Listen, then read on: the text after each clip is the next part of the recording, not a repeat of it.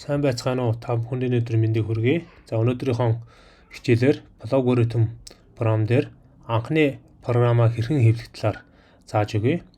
За инхийн тулд бид нэр main болон end гэсэн хоёр блок схемийн дунд байгаа загшин дээр хулганы загчаараа товчж дарж өгнө. За үүний дараагаар дарж өгөхөд input output хэсэг дотроос бид нэр output гэсэн дүрсийг сонгоно. За энэ хүү output дүрсийг сонгож аваад дотор нь хоёр давхар тогшиж ороод буюу дабл кликээр тогшиж ороод дотор нь давхар хашлтыг бичиж өгнө. За давхар хашлтыг болохоор enter төвчлөрийн хажуу талд байгаа төвчлөрөн дээр төвчлөрийг shift төвчлөр тавд давхар дарж бичиж өгнө. За ингээд дэлгэсэн дээр hello world гэсэн текстийг бичиж өгнө. За окей дараад run буюу одоо хачаалах төвчлөрөө дарж өгнө. За ингэснээр таны програм ажилланаа. За анхаарал хандуулсан та бүхэнд баярлалаа.